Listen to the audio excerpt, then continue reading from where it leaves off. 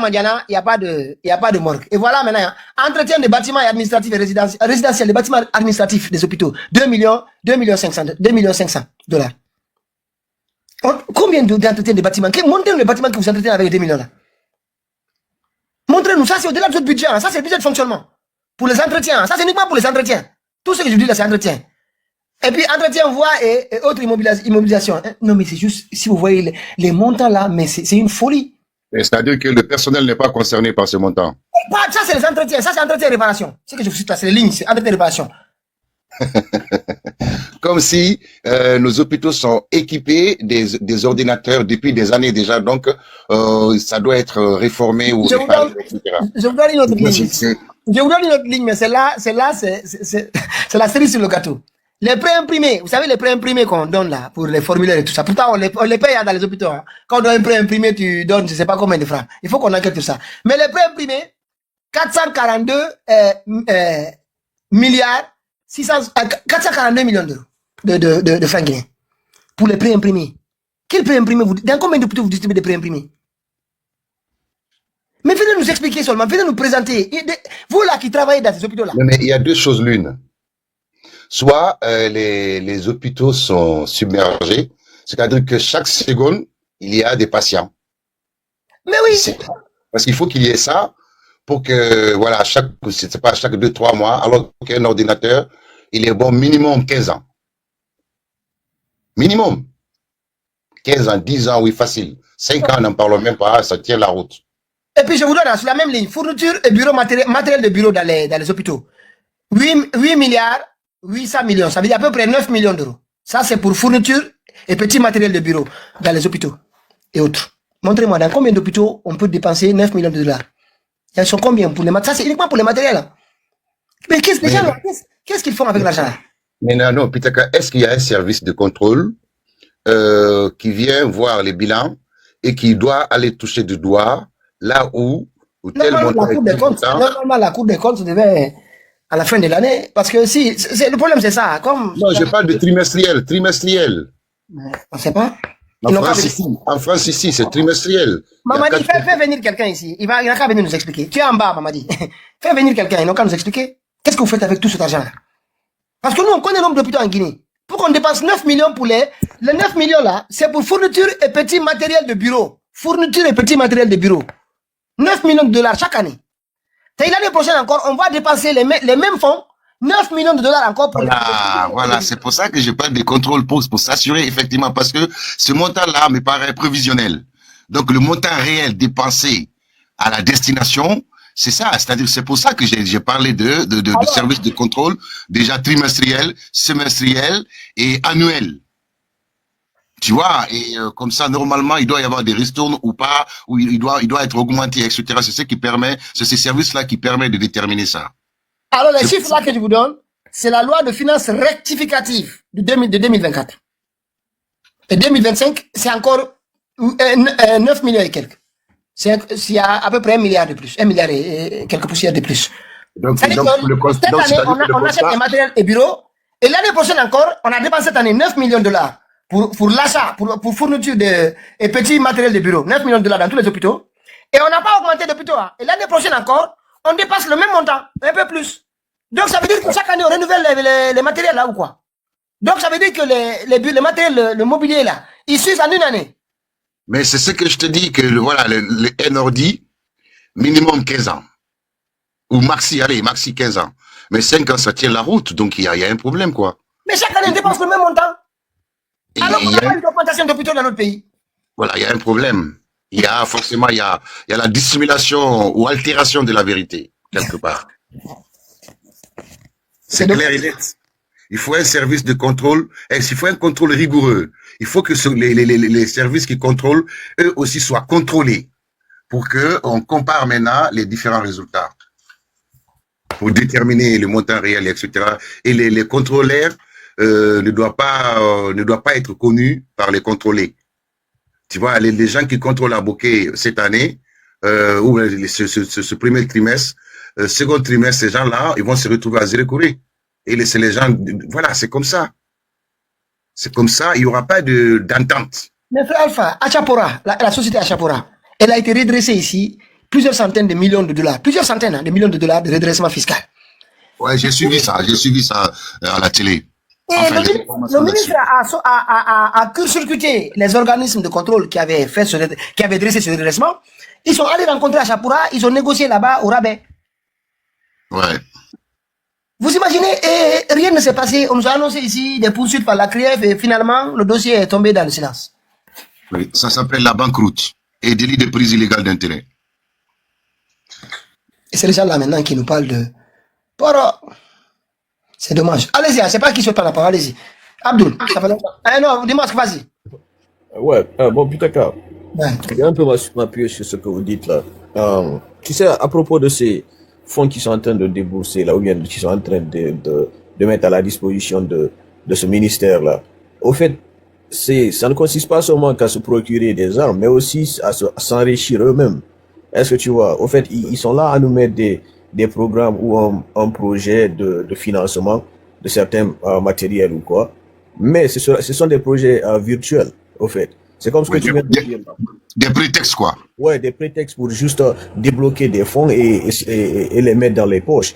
Et le problème, c'est quoi? C'est voilà la source même de ce problème de liquidité.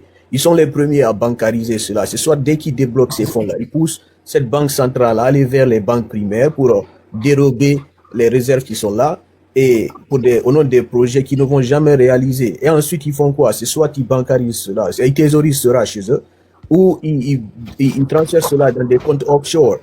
Est-ce que tu vois?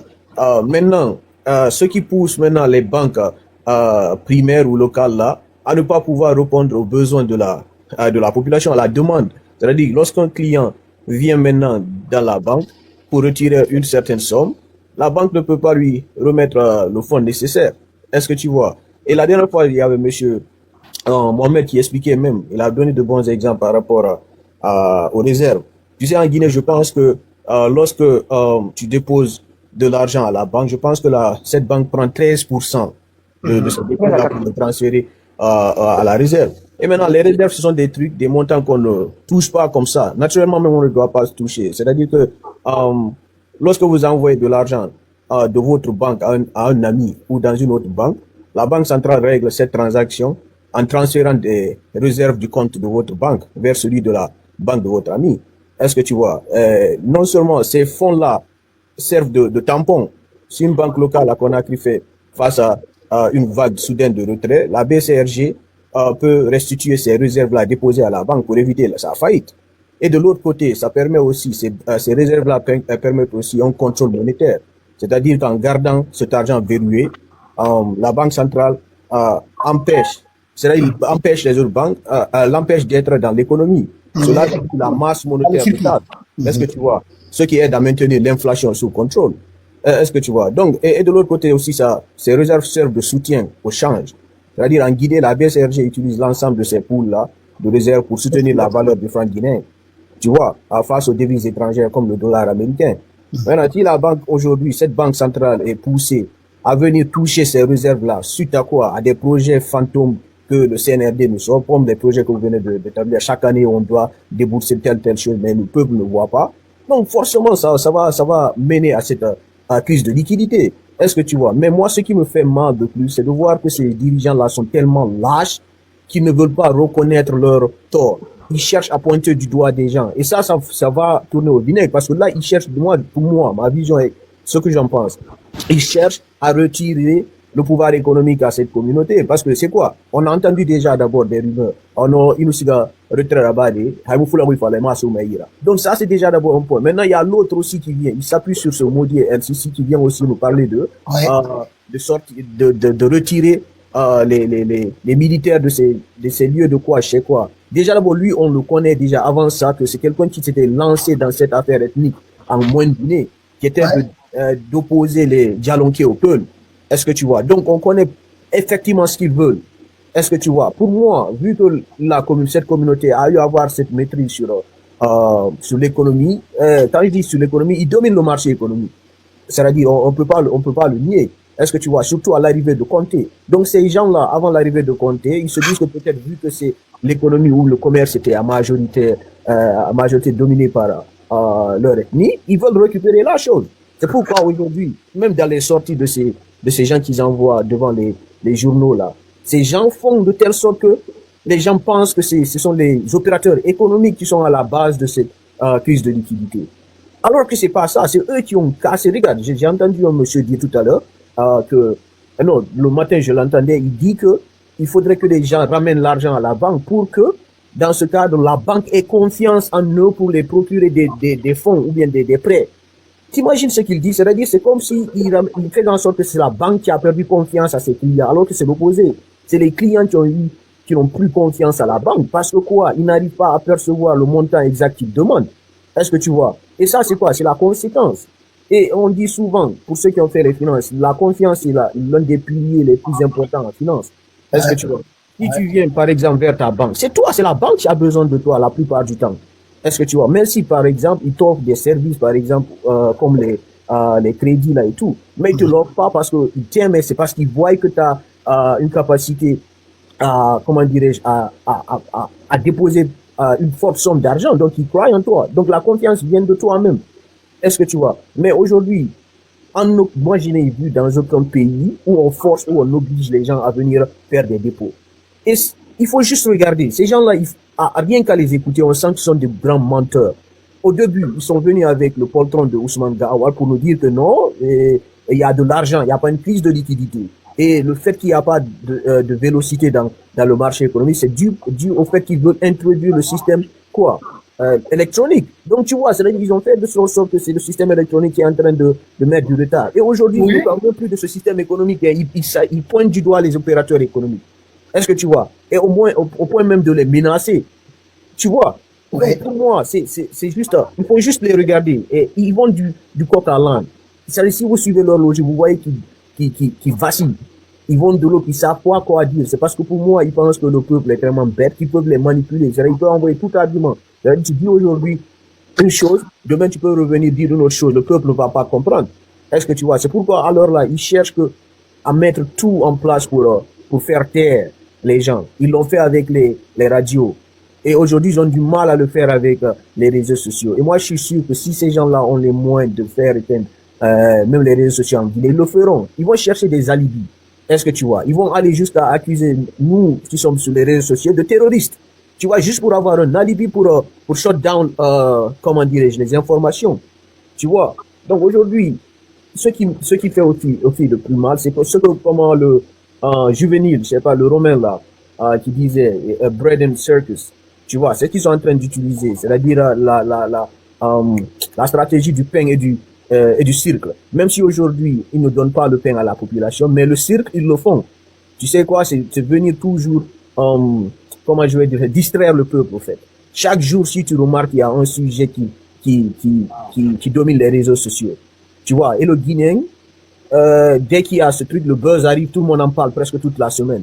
Et ils oublient l'essentiel, qui est quoi? De parler de la mauvaise gestion de cette tonneau-vie de tocards qui aujourd'hui gère le pays. Tu vois, Mamadi aujourd'hui, avec toutes ces crises de liquidité, ce poltron se promène avec une montre de 2 millions de dollars à la main. Est-ce que tu vois? Pendant ce temps, le peuple crève de faim. Est-ce que tu vois? Donc, ils vont toujours essayer de mettre en place des stratégies pour distraire le peuple. Et aujourd'hui, c'est comme je le dis, ce problème-là ne réside pas seulement qu'au niveau des intellectuels. On est tous coupables de ce qui se passe. Et le pire, c'est de voir qu'ils se servent aussi de ces soi-disant religions pour venir nous endormir. Est-ce que tu vois? Et ça fait vraiment mal. C'est comme ce que Tola a dit dans l'audio que j'ai posté. Le monsieur, il a tout dit. C'est-à-dire, ils viennent nous raconter du n'importe quoi. En fait, ces deux systèmes-là vont ensemble. Il y a longtemps en Guinée. C'est-à-dire, c'est le système où le système politique utilise le système religieux pour endormir la masse. Parce qu'ils savent aujourd'hui que c'est soit t'es chrétien, soit t'es musulman. Et la religion musulmane, elle est... vous aussi. Est-ce que tu vois? Ils savent aussi que le Guinéen est tellement à fond dans la religion. Il suffit seulement de venir sortir des rabbana. Les gens pensent que tu es vraiment quelqu'un de truc. On parle de Oustaz. C'est comme j'ai entendu des gens dire tout à l'heure que ils préfèrent même le titre de Oustaz que le titre de leur propre nom. Est-ce que tu vois? Ils vont là-bas, on les appelle seulement Oustaz. Ils viennent de sortir des petits versets pour nous trucs. En fait, c'est ça le problème. Et ils n'aiment pas que les gens qui viennent les contredire. Et si tu remarques beaucoup, ils ne veulent pas que tu poses des questions dans leur religion là. Parce que moi, je me dis qu'eux, ils pratiquent. Ils parlent que des femmes, hein, des hadiths avec voilà, des femmes. La femme ne doit pas s'habiller comme ça. La femme doit ça.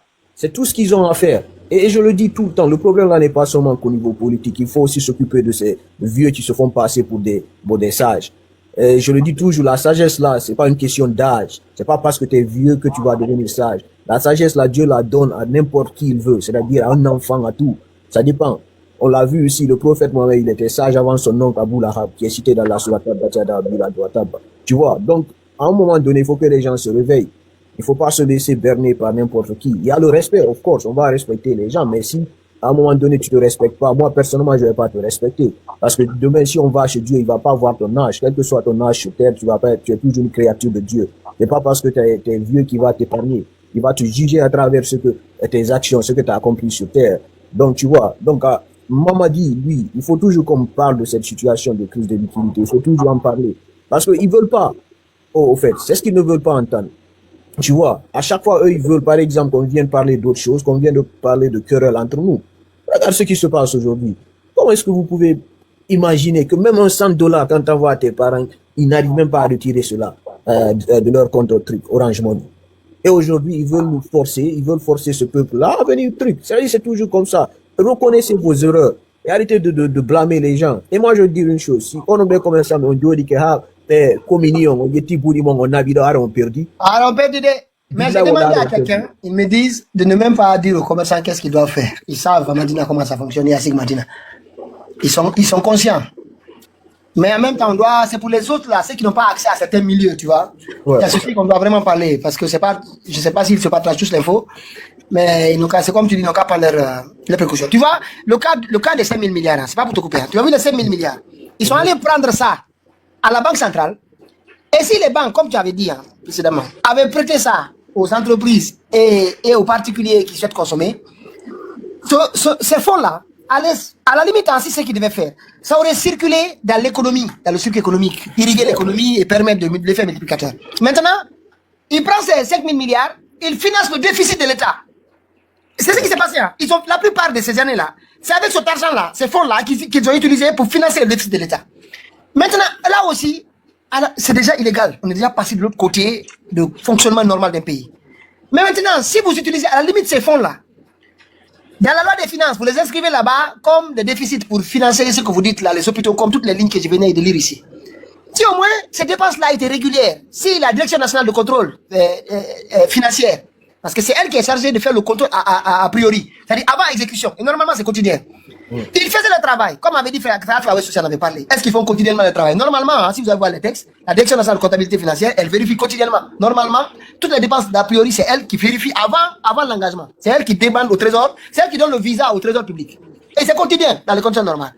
Et si chaque année, aussi, on votait la loi de règlement, parce que la loi de règlement, c'est pour vérifier l'exécution de l'année précédente, du budget voté de l'année précédente. Comment ça a été exécuté, est-ce que c'est respecté? Mais là, imaginez que la loi de règlement en Guinée, et conformément au plan d'action, et conformément au plan d'action présenté. Voilà, exactement, conformément au plan d'action. Maintenant, ce qui se passe, c'est que Mamadi Doumbouya, depuis son arrivée, il n'y a aucune loi de règlement. Normalement, les comptables publics doivent chaque année transmettre les comptes là à la Cour des comptes. Et la Cour des comptes, elle réceptionne, elle audite, elle contrôle, elle vérifie et après elle fait un rapport qu'on envoie au CNT pour voter la loi de règlement. Mais quand ça a été fait, quand Mamadi a été poussé ici par le FMI, moi je me rappelle, là, il y a à peu près 2 ans encore, je pense 2024, le FMI est arrivé ici pour dire qu'il y a un problème dans le fonctionnement, dans les dépenses publiques, il y a des dépenses qu'on n'arrive pas à savoir, dans quelle ligne, il y a des dépenses budgétaires, ils disent ok, nous il n'y a pas de problème. Mamadi a sorti un communiqué qu'on a lu à la RTG qui demandait à ce qu'on sorte maintenant, on vote la loi de règlement, c'est-à-dire ils demandaient, ils ont introduit au CNT 5 projets de loi. Baouri, Premier ministre, c'est toi qui étais là, moi je me rappelle de ça, je me rappelle bien de ça. C'est Baouri, pendant ton temps, qu'ils ont introduit ces 5 projets de loi de règlement. Et ça, ils ont dit c'est quoi? C'était de 2019 à 2023. C'est-à-dire 2019, c'est le temps du président Alpha Condé. 2019, 2020, 2021, le président Alpha Condé. Et eux, 2022-2023, c'était les comptes pour eux. Ils disent que ces 3 ans-là qu'on devait vérifier, voter le loi de règlement. Mais figurez-vous, ça n'a jamais été voté. Ça n'a jamais rien du tout. Le CNT, depuis que ça a été introduit, on a annoncé ça ici. Il avait dit, on l'a rencontré dans les panels. Voilà, il y a un loi de règlement. Mamadi a décidé de faire voter la loi de règlement. D'abord, ça porte sur 3 exercices du président Alpha Condé et 2 exercices de Mamadi Doumbouya. Donc, mais maintenant, on va voir, on attend qu'ils sortent tout, qu'on sache comment les dépenses ont été effectuées de 2019 à 2021 jusqu'à maintenant. Mais figurez-vous, rien. Ce projet de loi de règlement-là, est tombé dans l'oubliette. Le CNT a pris ça. Dansa Kourouma a pris ce projet de loi, ces 5 projets. Il a mis dans ses tiroirs. Je vous assure, allez sur le site du CNT. Vous allez trouver les 5 projets de loi de règlement, mais vous ne trouvez jamais de vote. Rien n'a été fait. Ou promulgué. La loi n'a jamais été promulguée. Rien. Donc ils n'ont qu'à nous dire comment ils exécutent, pourquoi tous ces budgets, ces lignes-là que j'ai ici. Mais c'est juste incroyable la façon dont ils disent. Sinon, s'ils vérifient, si la Cour des comptes, si la Direction nationale de contrôle financier ne fait pas les dépenses à payer avec des problèmes, mais au moins les comptables publics, allez les voir, qui vous rendent des comptes, vous nous produisez des documents. Mais la Cour des comptes, elle, ce qu'elle dit, c'est quoi? Elle dit, moi, j'ai produit, parce que le ministère du budget dit qu'il produit régulièrement les états financiers pour permettre au CNT de travailler. Mais Mamadi met un pied dessus. Mamadi a un pied dessus sur ce projet-là. On ne doit pas vérifier les dépenses qu'ils effectuent. C'est ça le problème. Allez-y, je vais vous laisser. Mais on va revenir un peu sur ce fonctionnement-là, avec peut-être la loi de les différentes lois de finances demain, pour essayer d'arriver un peu, parce que ça fait mal. C'est que chaque année, si on achète des bancs, l'année prochaine encore, pour les mêmes écoles, une école qui a une dotation pour acheter des bancs, ou alors pour l'entretien, même pas l'entretien, pour acheter des bancs, l'année prochaine encore, la même école va recevoir la même dotation. Comme si les bancs là avaient été utilisés pour faire du feu de bois. Allez-y, je ne sais pas qui souhaite. Ouais, détournement institutionnalisé, quoi. Ben oui, les bandits, mais ils sont dans, comme on dit en Côte d'Ivoire, mon frère, il y a quelque chose dans la culotte. Parce que, en France, ici, en tout cas, moi, je vous dis, j'ai pris ma voiture aujourd'hui, je ne sais pas si tout le monde conduit, parmi nous ici en France, c'était 10 centimes de plus. 10 centimes de plus. Et ça fait un tollé. Ben oui. Et imaginez si la France a commencé à mettre 10 centimes. La Guinée, elle est sur la centaine de faire semblant que rien ne se passe, il n'y a pas de problème de carburant. Je vous donne 2 mois. Je vous donne 2 mois.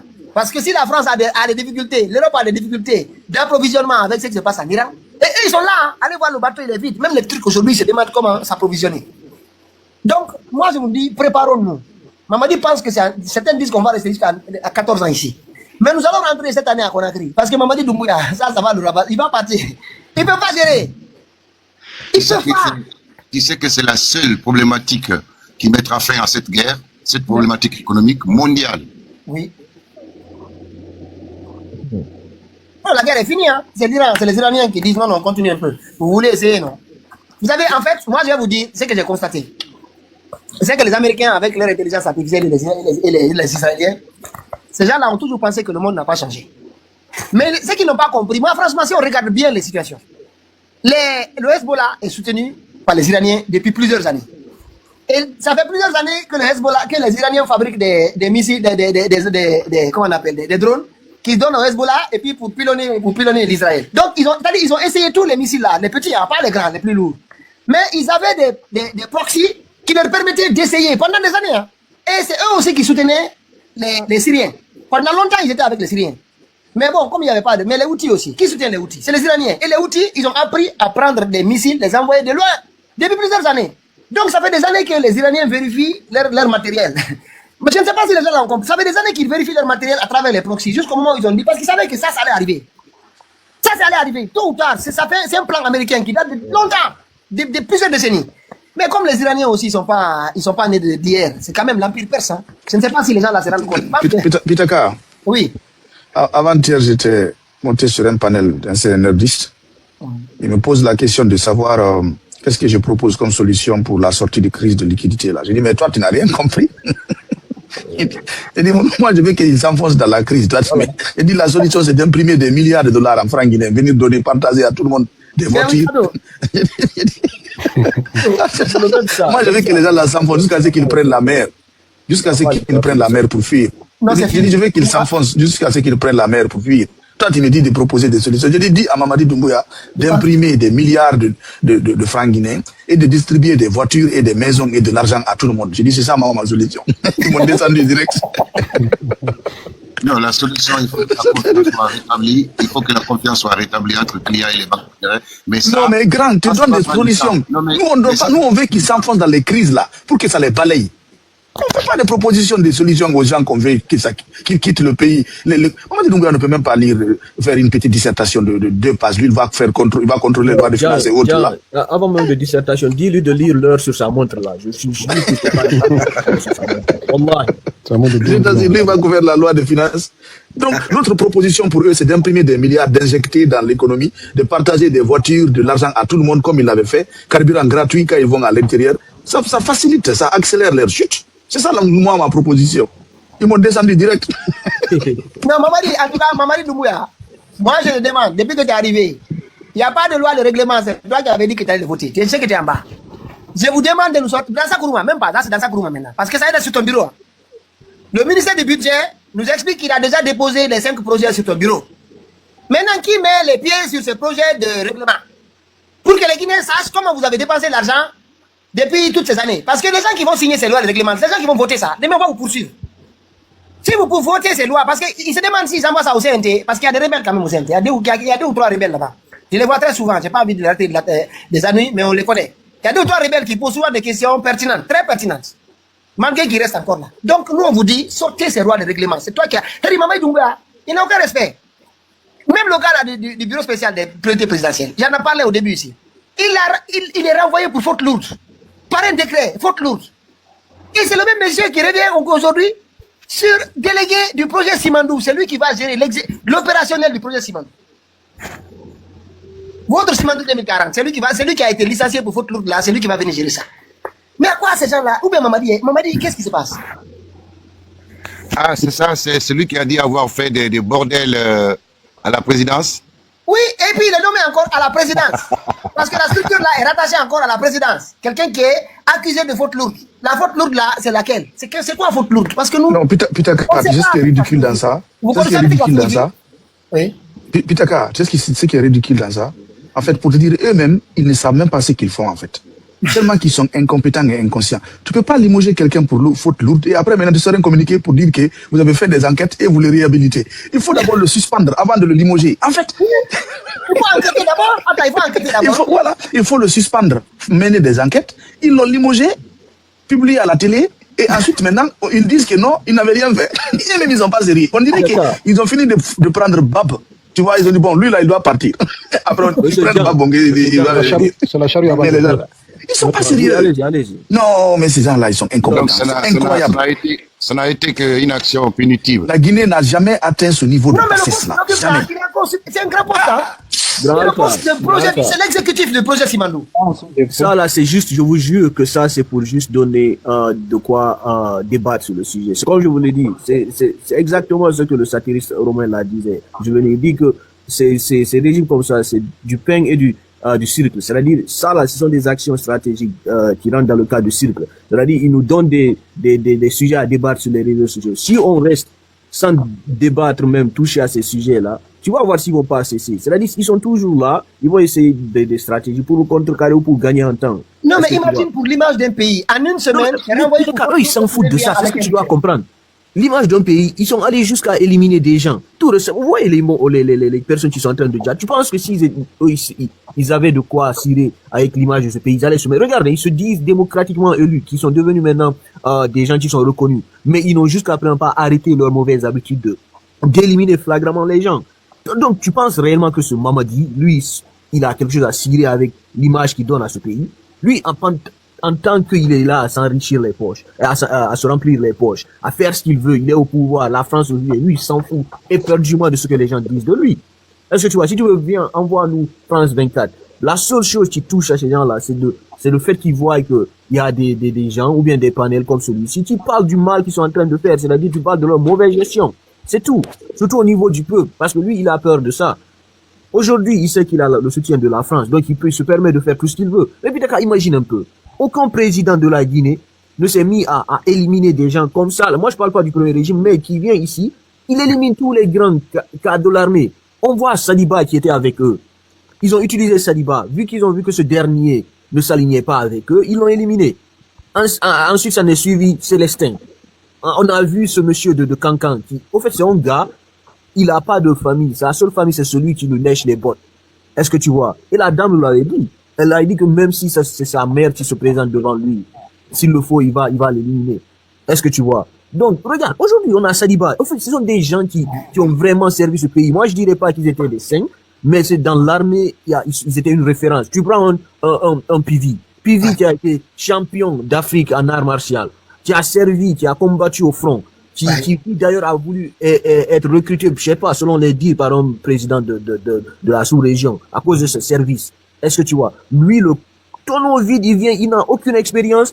il élimine ces personnes-là. C'est-à-dire comme si c'était rien, quoi. Il rend ces gens-là à, comment dirais-je, à zéro. C'est-à-dire comme si ces gens n'ont fait aucune chose dans leur vie au sein de cette armée. Lui qui était dans cette mauvaise, comment dirais-je, légion, parce que la légion c'est toujours les tonneaux vides qui ramènent là-bas des autres pays. Il vient avec la force spéciale. Qu'est-ce qu'il a foutu? On a vu des vidéos de lui traîner deux corps, un père et un fils. C'est quelqu'un qui n'a eu aucun honneur au fait. Tout son honneur se résume à éliminer, à ôter la vie des gens. C'est tout son honneur. Donc il suit cette logique. Aujourd'hui, il voit que ses maîtres français le soutiennent. En fait, Mamadi, c'est ce qu'on appelle le vrai nègre de maison. Celui qui va lécher les bottes des blancs pour venir détruire sa propre nation.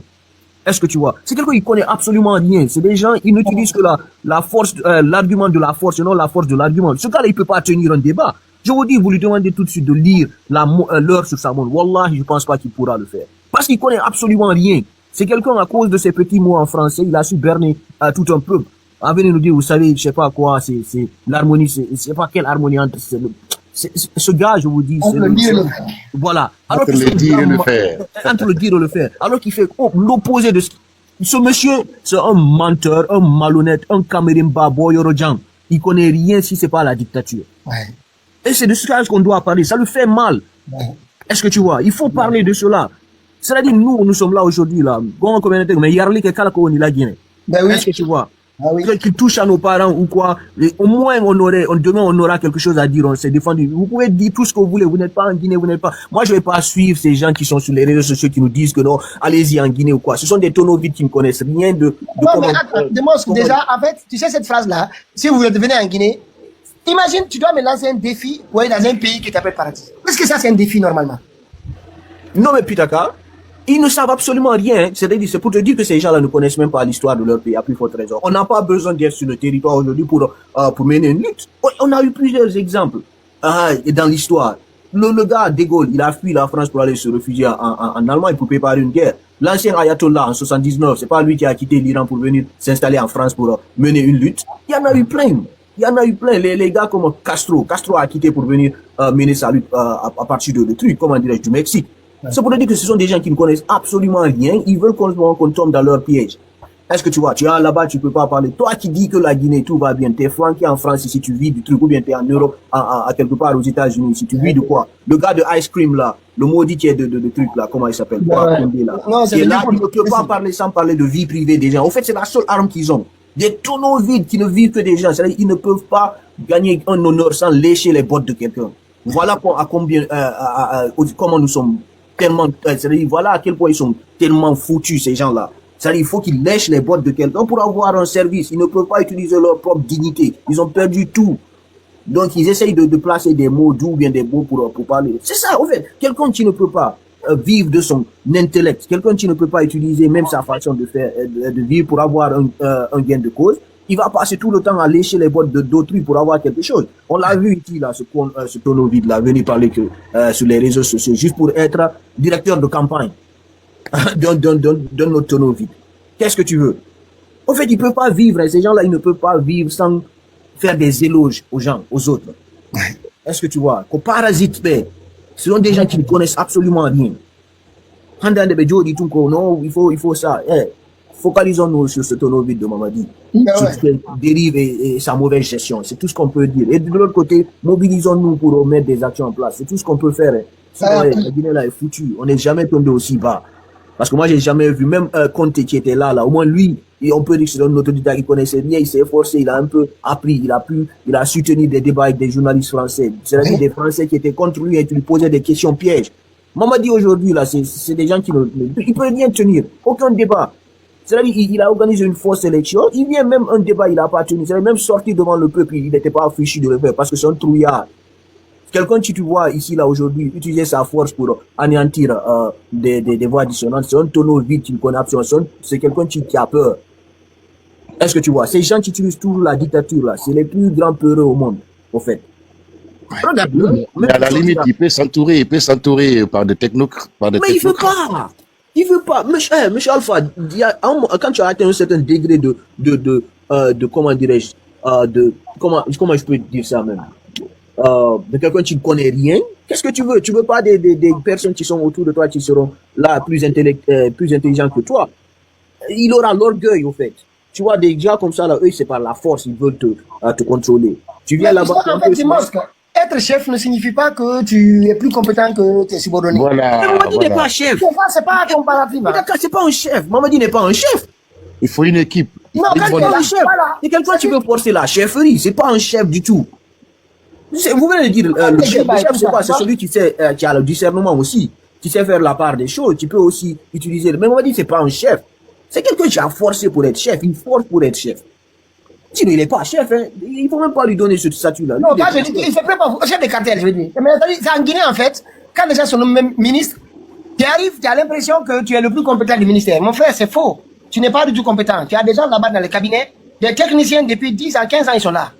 C'est eux, ta cervelle. Tu n'as pas Baouri là-bas. Tu es là pour décider, orienter. Mais putain, tu as Baouri qui se dit premier de sa promotion depuis qu'il est né. Mais il se fait manipuler par qui? Ouais. Par Mamadi. Mamadi, c'est pas une question qui n'a pas des gens autour de lui, hein, qui ne réfléchissent pas.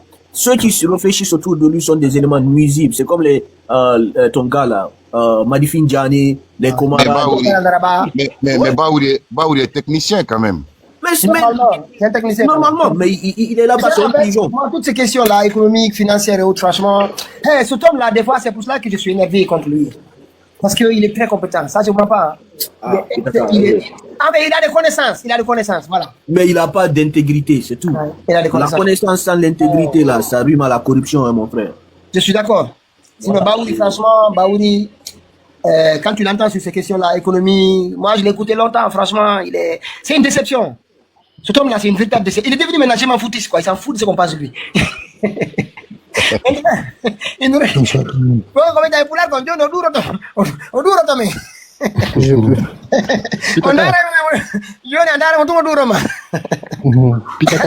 Pitaka, est-ce que tu nous laisses intervenir? Allez-y.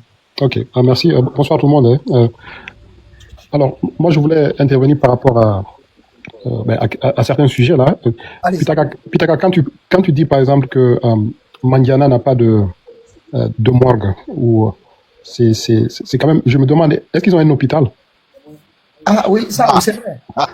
Ok, parce que pourquoi je demande ça? Parce que s'ils ont un hôpital, ils n'ont pas de morgue, c'est sûr qu'ils n'ont pas de corbillard, ils n'ont pas d'ambulance. Donc ça veut dire que ça remonte en fait à ce que tu disais par rapport au budget là, en parlant de lignes, c'est-à-dire d'entretien d'ordi, c'est-à-dire ça veut dire que on met des lignes budgétaires sans pour autant aller vers les priorités. Donc, et puis je vois le grand Alpha West disait que le minimum c'est d'avoir de l'électricité, tout ça.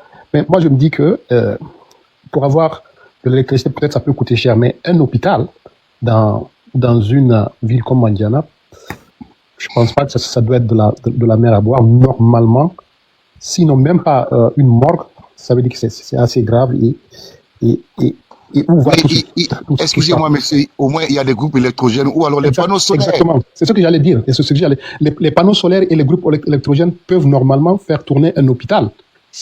On n'a pas besoin d'un gros budget pour vraiment avoir un hôpital. Pour l'électrifier.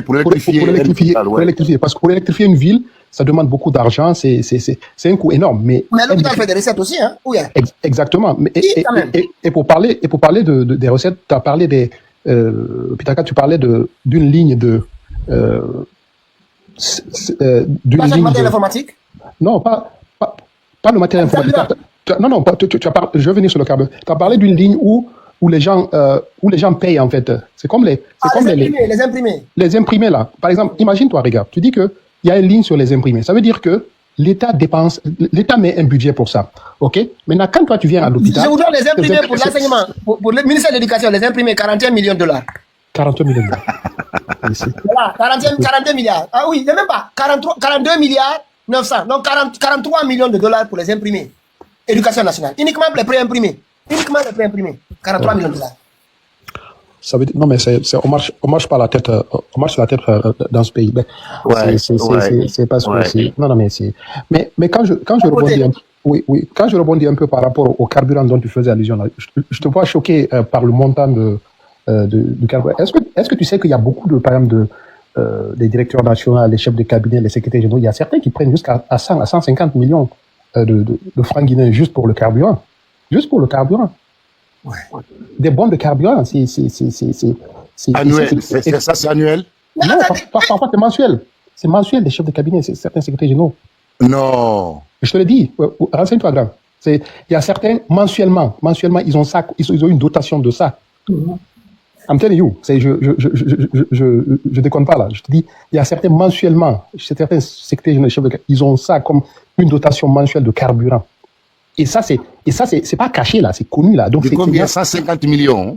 Ça, je te le dis, oui, raflé là, je te dis, ils ont à peu près 100, ils peuvent avoir 100 millions par mois de carburant. Mais pour aller où? D'où à où? Pour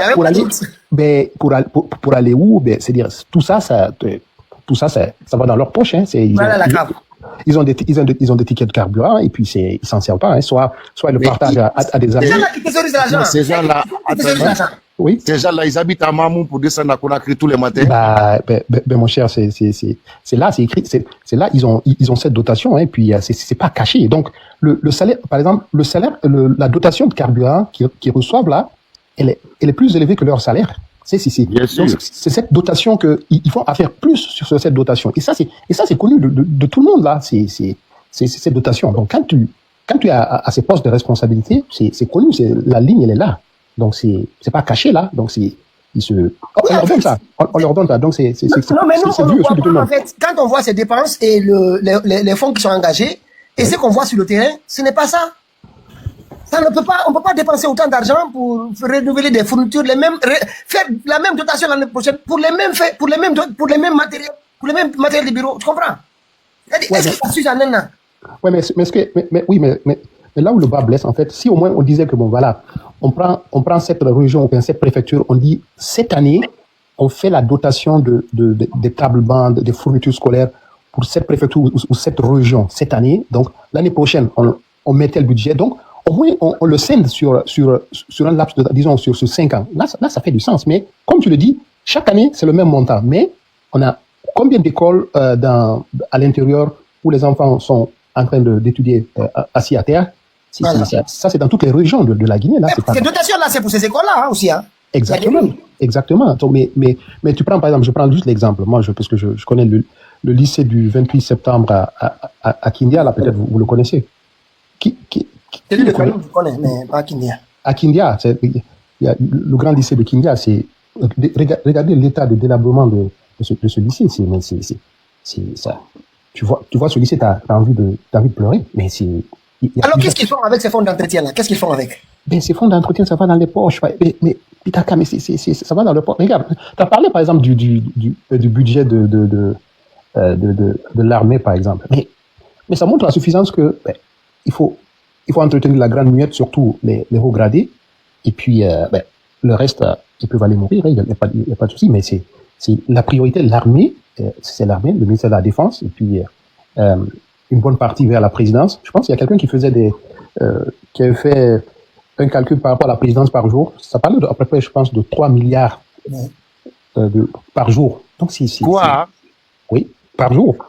Parce que j'ai 3 milliards par jour? Oui, je pense, oui. Non. On va oui. Je pense que ça, c'est le budget par jour, c'était 3 milliards. Si j'ai bonne mémoire, je pense que j'ai. On va voir pour 2025. Hein. On va voir pour 2025. Vas-y. Par jour? Je pense, oui. Si j'ai bonne, je pense au temps de Alpha, c'était 1 milliard par jour, là, mais je pense qu'il a triplé. Si j'ai bonne mémoire. Si j'ai bonne mémoire. Non. Mais grand, pourquoi t'es choqué? Non, mais les montants sont faramineux. Pour quelqu'un comme toi, comme toi qui pense à l'avenir de ce pays, c'est-à-dire que ça fait mal d'entendre ça parce que c'est-à-dire que t'es quelqu'un de cartésien. Voilà, donc c'est. Bonsoir. Vous savez, vous vous étonnez beaucoup de ces problèmes-là. Ça ne date pas d'aujourd'hui. On parle souvent de détournement. Détournement, ce n'est qu'un iceberg. C'est tout. Il y a des choses, il y a des systèmes qui sont là, qui sont ancrés dans ce pays-là. Qui continuent à exister. Ils sont là. Mais regardez. Et moi, le problème que je trouve avec, c'est que cette fois-ci, on nous a promis que les choses allaient changer. On allait changer la donne. Qu'on n'allait pas faire les mêmes erreurs du passé. Non, mais c'est ça mon problème. Monsieur Touré, ce qu'ils appellent erreur, malheureusement, c'est des fautes. Bah oui. C'était des fautes, c'est pas des non, erreurs. c'est pas des choses qui ont existé, qui continuent à exister. Hein. C'est aujourd'hui. L'erreur et la faute sont deux choses vous verrez distinctes. des gens qui préfèrent être même plantons, parce qu'ils savent que quand ils sont plantons, ceux qui gagnent, c'est plus que le ministre, c'est plus que le directeur. Vous verrez ça dans les départements. Ça ne date pas d'aujourd'hui. Et ce sont vraiment des choses qu'il faut qu'on détaille au public, il faut qu'on leur dise ce qui ne va pas. Des choses qui doivent arrêter, qui doivent s'arrêter dans le pays là. Ça doit s'arrêter. Parce que voilà le problème quand je dis ça doit s'arrêter. Ça fait combien d'années, combien de décennies, à chaque fois, on dit non, le temps va arranger, donnez le temps. Ne soyez pas pressés. Donnez le temps. On a donné le temps à Sékou Touré 24 ans. On a donné le temps à Lansana Conté. Tapoté, et vous, je n'ai pas 100 000, 5h23. Et le gouvernement passé, on a aussi donné le temps jusqu'au 3e mandat. Et cette fois-ci, qu'est-ce qu'on va faire? On va encore revenir en arrière, donner encore le temps jusqu'à 2040, 2050, jusqu'à ce qu'au jour où il se décide que c'est fini. Et c'est un gros problème. C'est un gros problème parce que des gens qui ont subi l'injustice dans ce pays-là, au niveau de la Première République, ils ne se sont pas manifestés, ils n'ont pas manifesté leur colère, ils n'ont pas demandé des comptes comme il le fallait. Et ceux qui ont été des gens coupables, qui ont sémé tout ce qui était mauvais, ils n'ont jamais accepté, ils n'ont jamais fait des aveux. Ils l'ont jamais fait. Et c'est ça, c'est vraiment ça le gros problème du pays. Et les gens doivent comprendre que si aujourd'hui, on continue à donner le temps, on va donner le temps à ceux qui font du mal, ils vont continuer à avoir plus de force. Et donc, ça veut dire que prendre tous les problèmes et garder ça là, ces problèmes-là pour la génération future. Et quand on fait ça, guess what? Les gens aujourd'hui qui pensent qu'ils sont du bon côté, ils sont écoutés. Demain, est-ce qu'ils sont sûrs que leurs enfants vont être de ce côté-là? Le côté peut basculer. Et il faut qu'on travaille sur ça. Il faut qu'on le fasse. Et il faut qu'on dise aux gens qu'ils doivent comprendre ça. Nous ne sommes pas responsables de ce que nous vivons aujourd'hui, mais demain, nos enfants seront responsables de ce que nous allons laisser à ces enfants-là. Donc, il faut qu'on se dise qu'il est vraiment temps aujourd'hui pour tous les Guinéens de rompre avec le passé. De dire qu'il faut que ça aille. On n'a pas de temps à donner à qui que ce soit. Il faut qu'on en finisse une fois pour tout bon. Pour que tous les Guinéens aient la même opportunité demain. Et vraiment, c'est ce qu'il faut, hein, franchement. Et c'est pour ça que moi, personnellement, je suis vraiment dans ce combat-là. C'est pour ça, ce n'est pas pour autre chose. Encore, merci beaucoup. Merci. Bonjour, bonsoir à tout le monde. Allez-y, Mohamed. Voilà, allez-y. Comment allez-vous? Ça va très bien, vous?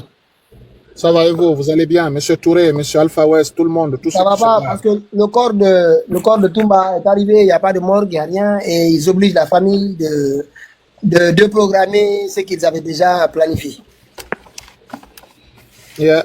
Voilà, bon, en fait, par rapport aux hôpitaux et par rapport aux investissements, moi je pense que on est dans un mensonge en République de Guinée et on s'arrange à ce que ce mensonge soit institutionnalisé et on prend le luxe de croire à ce mensonge et puis on continue. Chaque régime qui arrive, il n'a que deux objectifs.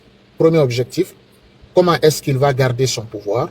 Deuxième objectif, comment est-ce qu'il va fabriquer des mensonges pour pouvoir berner les Guinéens et les Guinéens aussi acceptent de tomber dans ce mensonge-là et puis on continue.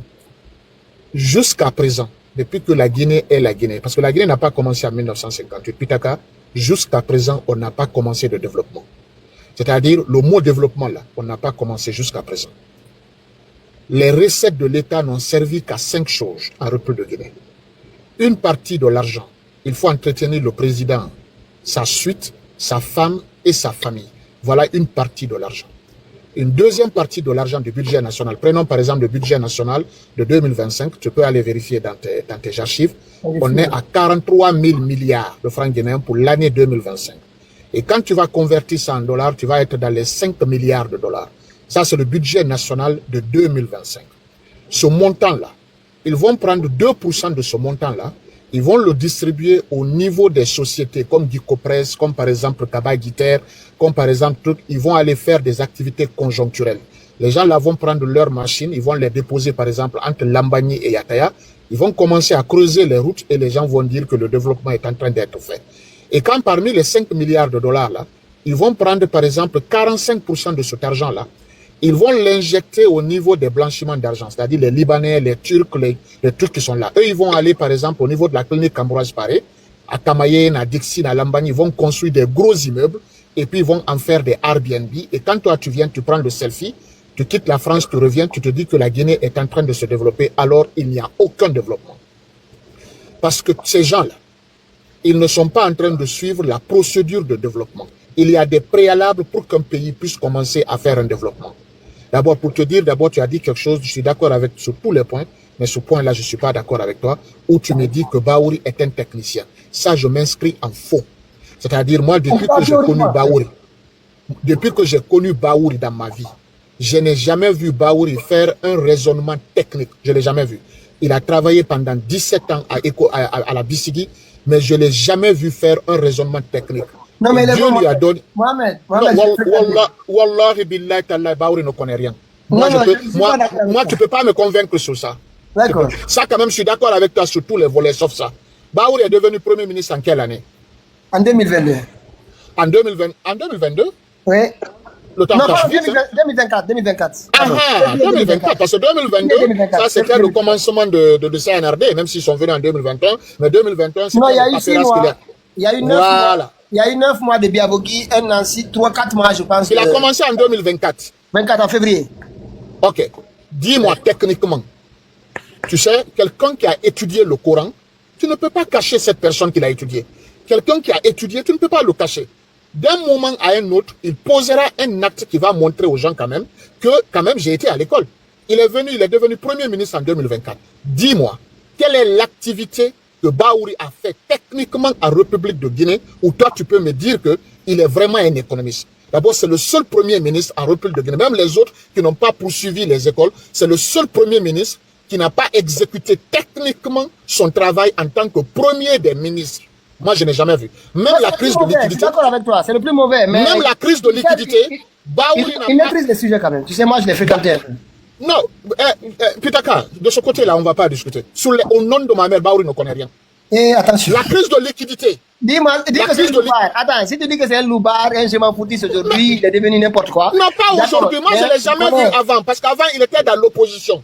Dans l'opposition, il faisait des petits trucs d'interview. Mohamed, attends. Mohamed, je te dis, moi, j'ai fréquenté, j'ai été coupé même Ramadan chez Baouri 2 ou 3 fois. Baouri, je le fréquentais ici fréquemment. Il connaît ces sujets-là. Donc, sa connaissance n'a pas servi grand-chose aux Guinéens. Voilà, ça, c'est autre chose. Voilà. Sa connaissance n'a pas servi grand-chose aux Guinéens. Parce que moi, aujourd'hui, il a l'un des postes les plus élevés de la République de Guinée. Ouais. Ça pourrait lui permettre aujourd'hui de décrire une stratégie de développement pour la Guinée. Il va dire, même si c'est des militaires qui sont au pouvoir, vous ne m'écoutez pas, quand même, il va venir quand même à une radio où il va exprimer son besoin technique de développer ce pays-là. Mais ce monsieur ne raconte que des sottises. Un monsieur qui part dans un CNT qui ne devrait pas exister, il nous dit que dans 2 ans, il va investir 60 milliards dans l'agriculture. Il quitte là-bas, il va aller dans l'éducation, il va investir 22 milliards de dollars. Et puis en dollars, hein, va regarder ce qu'il dit. C'est pas si les gens la boivent. On va travailler sur ça, on va faire le sujet demain. Je ne sais pas s'il boit de l'alcool ou bien je ne sais pas quoi. Est-ce qu'il connaît ce qu'on appelle 60 milliards? Alors que le budget national en 2025 se chiffrait à 43 000 milliards. Ça fait 5 milliards de dollars. Mais où lui, il va aller puiser cet argent-là pour aller investir uniquement dans l'agriculture? Ça, c'est premièrement. Deuxièmement, ce faux économiste-là nous dit que après avant-hier, que la Guinée va ressembler à Singapour dans les jours à venir. C'est-à-dire, toi, tu peux compter sur ce genre de personnes-là. Il est dans la foutaise. Non, en fait, il est dans la sottise. Il y a la foutaise. Grand Alpha West vient de le dire. Il y a des erreurs, il y a des fautes. Quand tu veux corriger une dissertation, il y a des petites erreurs que le professeur va dire, attention, ne refais plus ça. Mais il y a des fautes où on te donne 0 sur 20. Ça, c'est obligatoire. Ce monsieur n'a aucune connaissance économique. Et aujourd'hui, moi, j'ai compris que c'était quelqu'un qui n'a pas son diplôme. Il faut qu'on se dise la vérité. Il n'a rien. Baouri n'a aucun diplôme, Pitaka. Non, mais il a attends, je le connais un peu. Ce que je vais te dire de Baouri, il est devenu un déchet. Il est devenu un déchet. Tu comprends? Non, mais attends, Pitaka. Attends, Pitaka. Je te mens pas, il a des connaissances. Je te mens pas. Attends, Pitaka. Ce monsieur que je vois là, dans l'opposition, il n'a pas donné les termes techniques. Il n'a proposé rien. Il était là. Il y avait déjà un autre technicien. Qu'est-ce que tu veux? Non, parce que, oui, il n'a proposé absolument rien. Quand tu prends, par exemple, aujourd'hui, un Kémo Touré, qui était à la CBG, ben, c'est des gens que je peux dire quand même, c'est des intellectuels. Et oui, c'est des intellectuels. Parce que les gens là proposent des idées. Quand tu as vu, par exemple, le Kémo Touré, quand on lui a donné le micro devant tout le monde, il dit que la façon dont on est en train de gérer Simandou 2040, c'est pas comme ça qu'on devrait le gérer. Techniquement, il a donné des explications en tant que spécialiste des mines pour nous dire voilà qu'est-ce que lui espérait faire. Tu as vu, ce monsieur, il n'est pas consulté, il rien de tout parce que c'est un technicien. Le CNRD est très formel dans leurs bottes. Ils ne consultent que les personnes qui ne connaissent absolument rien. Et ça, je veux que tu mettes dans ta tête. Est-ce qu'il est consulté? Est-ce qu'il est consulté d'abord? Il fait que des ça.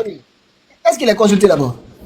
Non, même s'il n'est pas consulté, mais quand même, il peut quand même, au niveau du mois de carême, où il est en train de faire sursauter son petit-fils là, il peut appeler un petit truc là-bas, et puis on va l'enregistrer. Il nous propose un plan de développement pour 2 ans. Ce monsieur ne connaît absolument rien. Ce monsieur était quelqu'un qui cherchait des privilèges, qui cherchait de l'argent.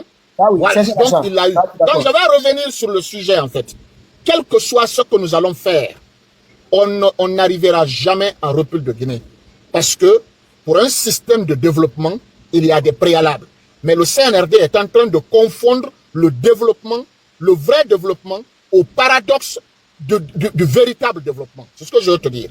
En fait, pour eux, développer un pays, c'est de mélanger un béton, couler des poteaux, et puis suspendre des ponts. Pour eux, c'est ça le développement. Et puis faire des routes, des routes muettes. Voilà, faire des routes interquartiers, pour eux, c'est ça le développement. Moi, je vais leur dire aujourd'hui, en 3 mots, c'est quoi le développement?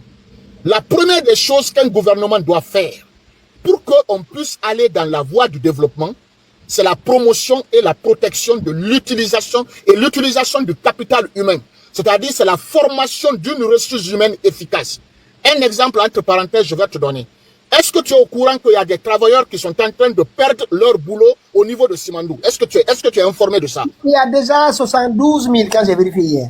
Tu t'es posé la question pour quelle raison ces 72 000 ont perdu leur emploi? Parce qu'il faut qu'on soit quand même, véridique. Tu sais, ils étaient dans la construction, parce qu'ils étaient dans la construction des deux mines. À la fois Simandou 1 et 2 de Mining Consortium, 3 et 4 de Simfer. Tu vois, donc il y avait un besoin de main-d'œuvre assez importante. Mais les mines, ils ont pratiquement terminé les mines. Donc, et ça, aujourd'hui, ils sont sur la Trans-Guinée et Morbaya.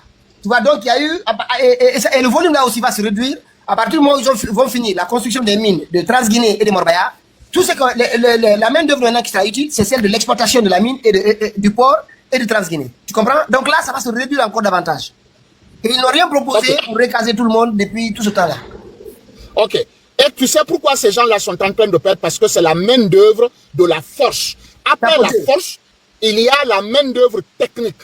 C'est-à-dire, aujourd'hui, on n'a aucune capacité que les Guinéens travaillent. La majorité des Guinéens travaillent parce que ce gouvernement, ceux qui sont succédés à République de Guinée, ne sont pas investis dans la formation du capital humain, du Guinéen. Quand tu prends par exemple ces multinationales, ce sont des personnes quand même que je n'aime pas. Mais s'ils ont investi des milliards de dollars, ils ont donné à des personnes qui n'ont aucune expertise, ils ne peuvent pas quand même prendre le risque de prendre par exemple un Mohamed qui n'a aucune expertise dans son domaine. Il y a un moment donné, ce n'est plus la force dont ils ont besoin, mais c'est l'expertise technique dont ils ont besoin. Et s'ils trouvent que la main-d'œuvre guinéenne n'a pas cette expertise technique, ben ils seront obligés de les mettre à la porte et d'aller recruter soit en Côte d'Ivoire, soit à Bamako, soit au Sénégal, soit dans les autres pays. Parce que la Guinée n'a pas l'expertise technique. C'est ça le problème. Et moi, le développement d'un pays... Mohamed, il y a des techniciens en Guinée, franchement, moi je te mens pas. Moi, non, mais la majorité n'existe pas, c'est ce que je veux te dire.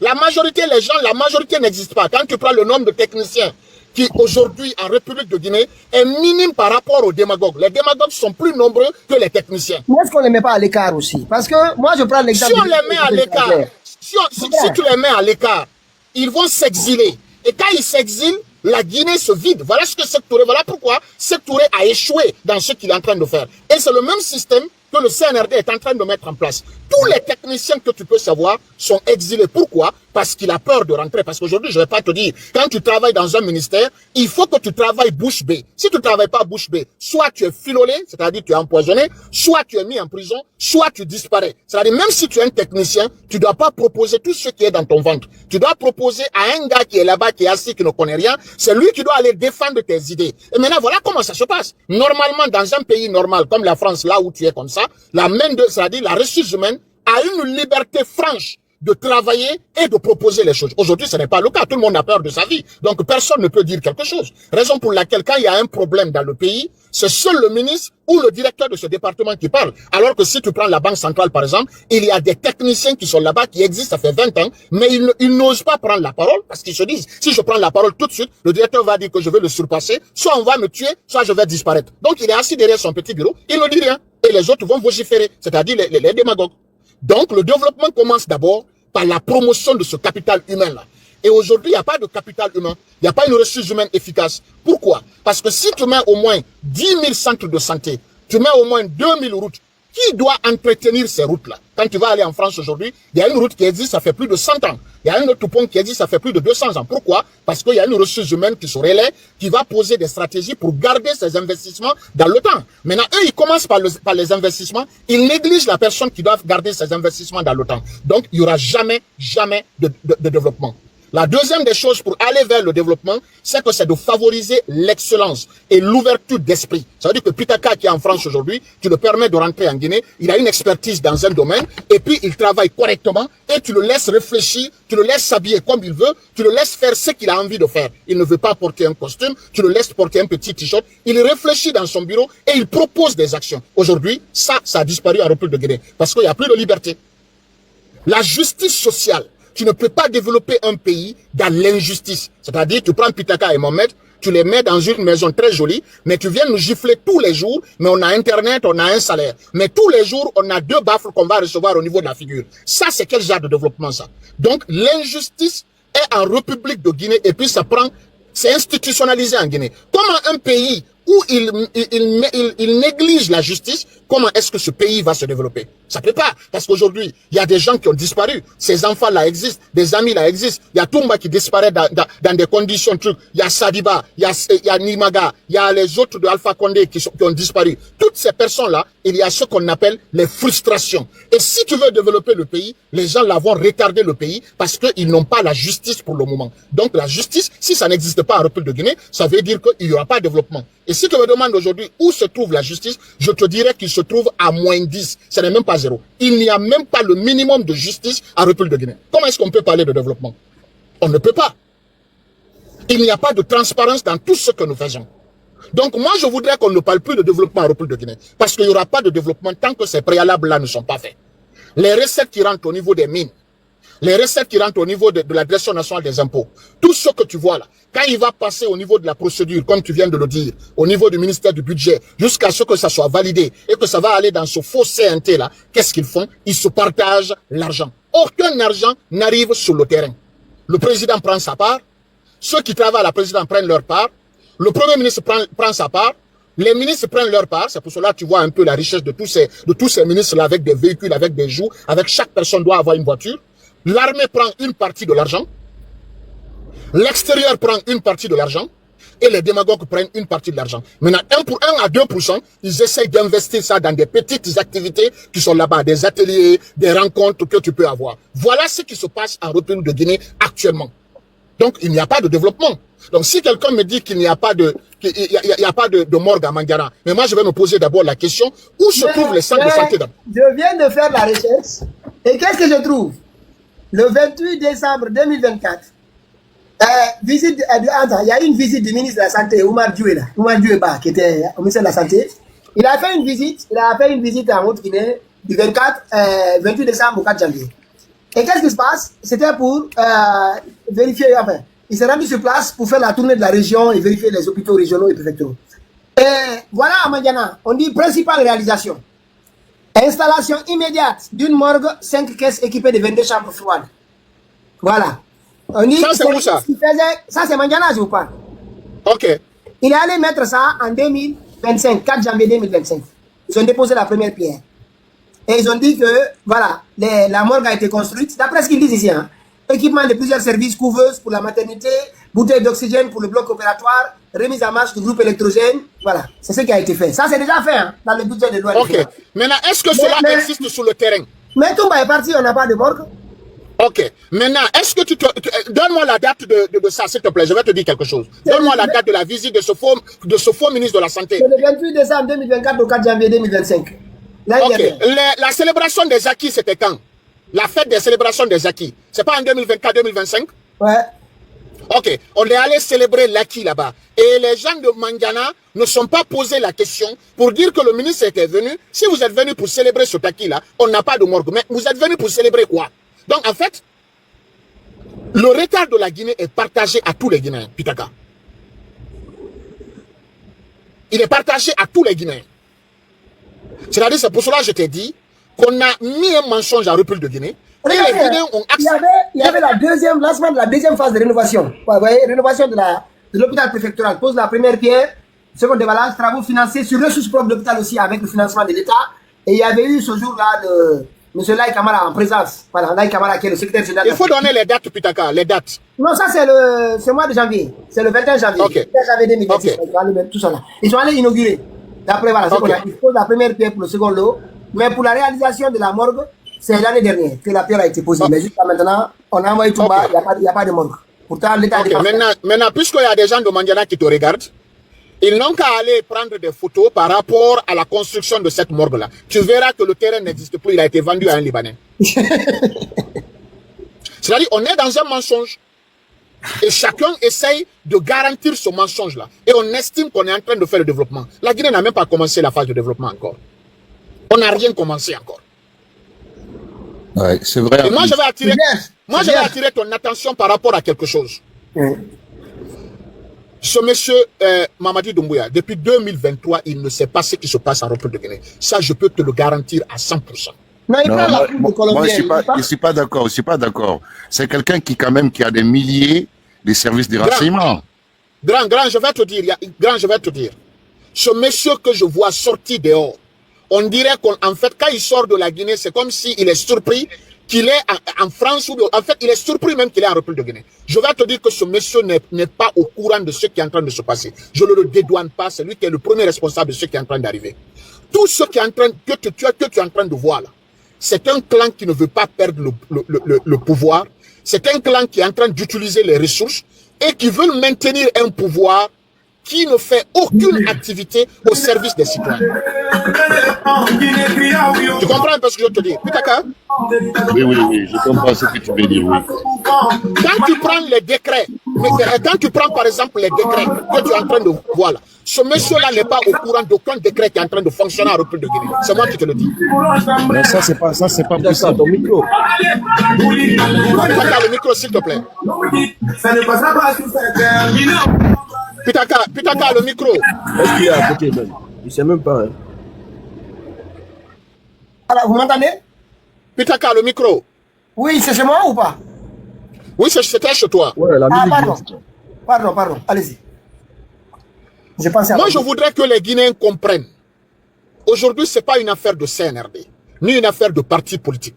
Et d'ailleurs, moi, je vais dire à tous les Guinéens que toutes les activités posées par les régimes sont des activités de diversion. Nous devons être maintenant capables, étant donné qu'on a 68 ans aujourd'hui comme âge de la République de Guinée, on devrait quand même être capable de discerner activités réelles et activités de diversion. Le masque l'a dit ici, quand j'étais au travail, j'étais en train de voir, il y a des activités que nous ne devons même pas parler sur les réseaux sociaux parce que c'est ce que ces clans-là veulent. Le décret que tu vois là, par exemple, on dit qu'on a donné l'ordre national de mérite à un fonctionnaire. Est-ce que toi, tu peux comprendre que on donne de l'ordre national de mérite à un fonctionnaire qui n'a réalisé aucune activité bénéfique pour les citoyens? Prenons par exemple le CNT, le président du CNT. Mais on a déjà honoré Karamo Kaba.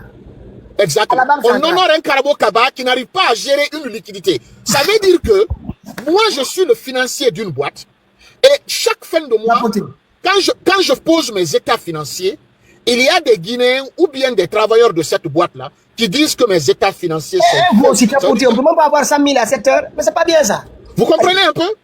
Quel est le rôle du CNT? Moi, j'ai l'impression, grand Alpha West, les Guinéens, c'est un être que je n'ai jamais vu dans un autre. Quel est le rôle d'un CNT? Le rôle le plus grand d'un CNT, c'est élaborer une constitution sécurisée et acceptée par tous. C'est-à-dire, le minimum du travail, là, élaborer une constitution, le CNT a été incapable de nous donner une constitution qui est acceptée au moins par les 10 millions. Chaque Guinéen dit que la constitution n'est pas une bonne constitution. Comment est-ce qu'on peut décorer ce genre de personnes pour dire que ordre national de mérite national ou je ne sais pas, officier d'or, comment on peut donner ça à des gens si ce n'est pas pour nous occuper comme ce que le masque a dit, pour qu'on puisse en parler et perdre le temps. Parce qu'ils s'en foutent de l'image. Parce que c'est le seul travail. C'est-à-dire, un chauffeur aujourd'hui, M. Alpha West, il doit vous prendre en France pour vous envoyer à Lyon. Il est incapable d'allumer la voiture. Il est incapable de contrôler sa vitesse. Il est incapable de respecter les codes de la route.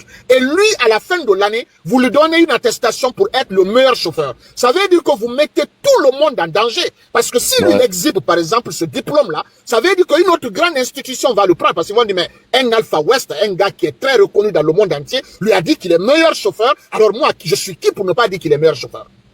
Moi, par exemple, j'ai travaillé aux Nations Unies pendant 15 ans. Ça veut dire que j'ai une attestation de Atlas avec moi. Et celui qui m'a donné cette attestation, en fait, je l'ai eu à 9 ans, après avoir fait 9 ans de travail. Et ça aussi avec des activités vraiment méticuleuses. On m'a donné cette attestation. Et si aujourd'hui je veux travailler dans une autre institution, j'envoie cette attestation, ils vont me privilégier à d'autres personnes parce qu'ils estiment que la signature qui est là est une signature qu'on ne peut pas falsifier. Mais comment tu peux donner une attestation comme ça à un gars du CNT qui n'a pas fait son travail? Comment?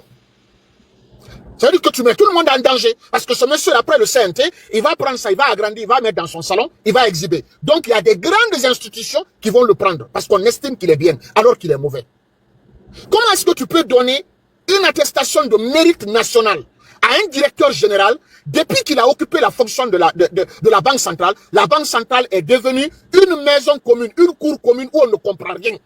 Parce que dans les années passées, la Banque centrale était une institution quand même, les gens avaient peur de cette institution parce qu'il y avait des techniciens qui disaient quand même quelque chose, même s'ils faisaient semblant. Mais ce monsieur a dévalorisé en fait la Banque centrale.